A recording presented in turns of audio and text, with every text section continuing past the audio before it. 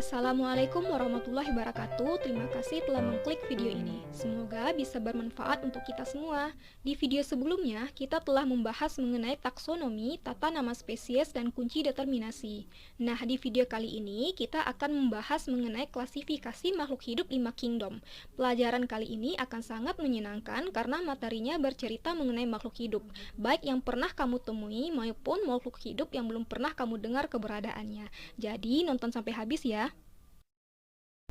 Kita akan mengawali materi ini dengan memperhatikan mapping dari sistem klasifikasi 5 kingdom. 5 kingdom tersebut adalah Monera, Protista, Animalia, Fungi, dan Plantae. Monera terbagi menjadi dua, yaitu bakteri dan alga biru. Protista juga terbagi menjadi dua, yaitu protozoa dan alga. Sedangkan kingdom Animalia memiliki anggota yang sangat luas, baik hewan vertebrata maupun hewan invertebrata. Lalu kingdom Fungi terdiri dari 4 kelas, dan terakhir kingdom Plantae terbagi menjadi 3 bagian, yaitu Bryophyta, Pteridophyta, dan Spermatophyta. Nah, mari kita bahas setiap kingdom ini satu persatu. Pada tahun 1969, Robert H. Whittaker memperkenalkan klasifikasi 5 kingdom dengan mempertimbangkan tingkat makhluk hidup, sel, dan jenis nutrisinya. Sistem klasifikasi inilah yang sekarang banyak digunakan. Kelima kingdom tersebut adalah sebagai berikut. Pertama, Monera. Karakteristiknya adalah uniseluler, prokaryotik, dan bersifat autotrof atau heterotrof, dengan contoh makhluk hidup berupa bakteri dan ganggang biru. Yang kedua, Protista. Karakteristiknya uniseluler, eukariotik, dan bersifat autotrof atau heterotrof. Contohnya berupa amuba dan paramecium. Yang ketiga, Fungi. Karakteristiknya uniseluler atau multiseluler, eukariotik, mencari makan dengan cara menyerap, dan parasit atau saprofit. Contoh makhluk hidupnya berupa jamur merang, jamur kuping, jamur tempe, dan ragi tapai. Yang keempat adalah Plantae, dengan karakteristik multiseluler eukariotik, bersifat autotrof, dan tidak dapat bergerak bebas. Contoh makhluk hidupnya bunga sepatu, melati, melinjo, padi, pisang, dan mangga. Yang kelima adalah Animalia, dengan karakteristiknya berupa multiseluler eukariotik, bersifat heterotrof, dan bergerak bebas. Contoh makhluk hidupnya yaitu lebah, cacing, laba-laba, dan burung. Nah, itulah kingdom yang akan kita pelajari hari ini. Nah, sekarang kita akan memulainya dengan kingdom Monera. Monera adalah kelompok organisme bersel satu atau bertipe prokaryotik, artinya tidak memiliki membran inti. Yang termasuk Monera adalah bakteri dan alga biru. Contoh Monera yang pertama adalah bakteri. Bakteri hidup di mana-mana, seperti tanah, air, udara, dalam tubuh tumbuhan, tubuh hewan, dan tubuh manusia. Sebagian besar bakteri tidak dapat berfotosintesis, sehingga pada umumnya bersifat heterotrof. Sebagai makhluk hidup, bakteri dapat berkembang biak dengan cara membelah diri secara langsung, sehingga tidak heran apabila koloni mereka dapat bertambah dengan cepat. Bakteri ada yang menguntungkan, ada pula yang merugikan. Berikut ini beberapa contoh bakteri baik yang menguntungkan maupun yang dapat merugikan manusia. Pertama, Acetobacter psilinum. Peranannya pembuatan nata de coco. Lactobacillus thermophilus, pembuatan yogurt. Streptomyces griseus, pembuatan antibiotik. Vibrio cholera, penyebab penyakit kolera. Dan Mycobacterium tuberculosis, penyebab penyakit TBC. Alga biru. Ganggang hijau biru atau alga biru banyak ditemukan di tempat yang lembab, misalnya di atas tanah, batu, tembok, dan parit. Ada pula yang bersimbiosis dengan makhluk hidup lain. Berbeda dengan bakteri, alga biru mempunyai klorofil dan pigmen phycocyanin, sehingga dapat berfotosintesis. Nah, alga biru ini memiliki peranan yang sangat penting dalam kehidupan manusia. Contohnya yaitu Nostoc, Anabaena, Gleocapsa, ketiga-tiganya berperan mengikat nitrogen dari udara, sedangkan Spirulina berperan sebagai protein sel tunggal. Ada juga alga biru yang berperan sebagai vegetasi perintis. Kingdom yang kedua yaitu Protista.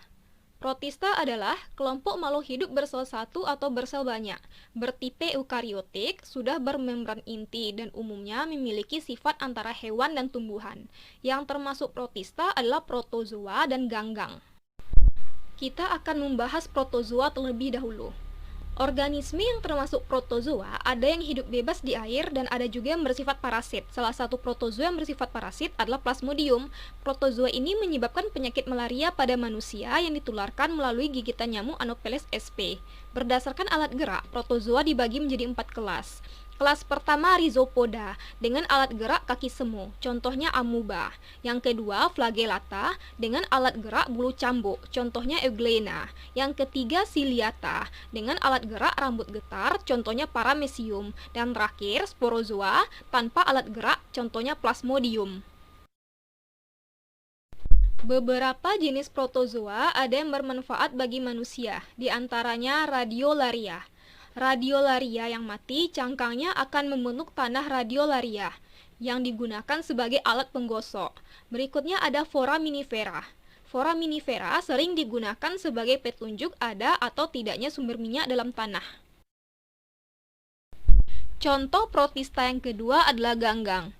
Ganggang sebagian hidup di air tawar dan sebagian lagi hidup di air laut. Organisme ini memiliki sifat dan ciri yang mirip dengan tumbuhan. Tubuhnya mengandung pigmen atau zat warna, terutama klorofil, sehingga ganggang dapat berfotosintesis dan berfungsi sebagai produsen.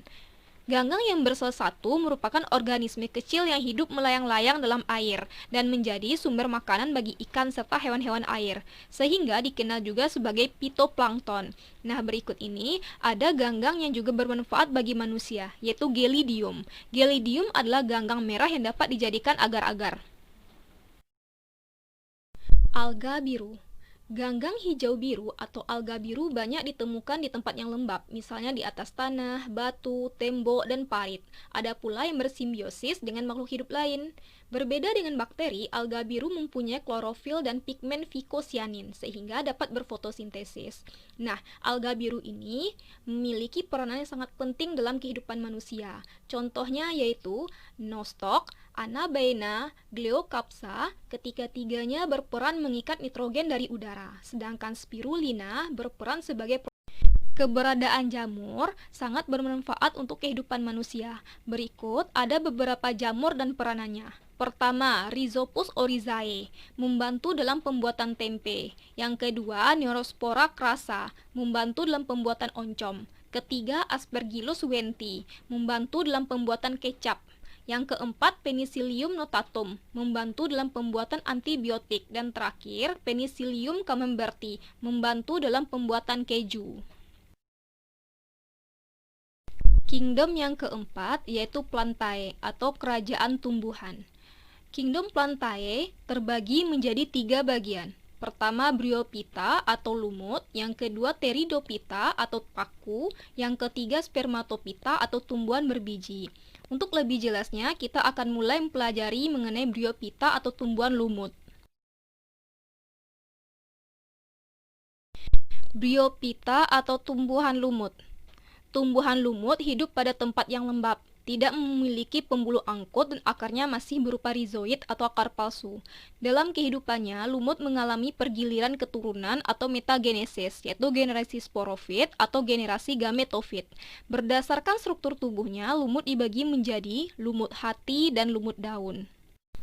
Daur hidup lumut. Daur hidup lumut diawali dengan berkecambahnya spora yang jatuh pada daerah yang tepat. Spora kemudian tumbuh menjadi tumbuhan lumut muda atau protonema. Kemudian tumbuh menjadi tumbuhan lumut dewasa gametofit. Tumbuhan lumut dewasa menghasilkan antheridium dan archegonium. Masing-masing menghasilkan sel, sehingga membentuk zigot. Kemudian zigot akan tumbuh membentuk badan penghasil spora yang disebut sporogonium. Spora yang terbentuk dilindungi oleh suatu tempat yang dikenal dengan sporangium. Pteridophyta atau tumbuhan paku. Tumbuhan paku hidup pada tempat yang lembab, telah memiliki akar, batang, dan daun sejati. Tumbuhan paku berkembang biak dengan spora dan mengalami pergiliran keturunan atau metagenesis, yaitu generasi gametofit dan sporofit. Tumbuhan paku dibedakan menjadi 4 kelas, yaitu paku purba, paku kawat, paku ekor kuda, dan paku sejati, contohnya semanggi. Siklus hidup paku. Secara singkat, alur daur hidup paku meliputi spora, Spora masak keluar dari sporofit. Protalium membentuk archegonium dan antheridium, masing-masing menghasilkan sel. Peleburan sel ini akan menghasilkan zigot. Zigot tumbuh menjadi tumbuhan paku dewasa atau sporofit. Spora yang terbentuk dilindungi dalam suatu tempat yang dinamakan sporangium. Dinding sporangium akan mengering dan pecah ketika spora di dalamnya sudah masak. Bagian dari kingdom Plantae selanjutnya yaitu spermatopita atau tumbuhan berbiji. Tumbuhan berbiji terbagi menjadi dua buah. Pertama Gymnospermae dan Angiospermae. Gymnospermae atau tumbuhan berbiji terbuka memiliki ciri-ciri sebagai berikut.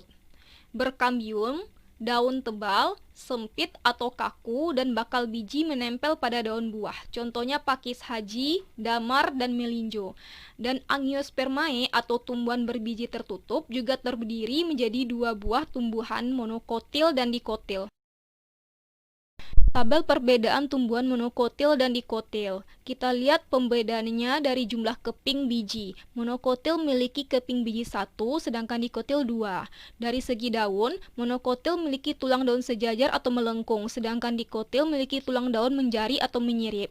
Batang dari pangkal ke ujung hampir sama besar, tidak bercabang-cabang. Ruas batang tampak jelas, tidak berkambium. Sedangkan dikotil, batang dari pangkal ke ujung seperti kerucut, batang bercabang-cabang, ruas batang tidak jelas dan berkambium. Nah, dari segi akar, monokotil memiliki akar serabut, sedangkan dikotil memiliki akar tunggang. Pembeda berikutnya berkas pembuluh. Monokotil berkas pembuluhnya tersebar, sedangkan dikotil berkas pembuluhnya melingkar. Contoh tumbuhan monokotil padi, jagung, gandum, dan lain-lain, sedangkan dikotil polong-polongan, ketela pohon, karet, jarak, kentang, tomat, tembakau, jambu, bunga matahari, dan bunga dahlia.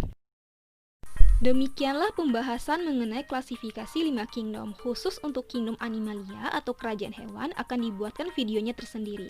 Hal ini disebabkan karena anggota dari kingdom Animalia sangat beragam. Akhir kata, wassalamualaikum warahmatullahi wabarakatuh.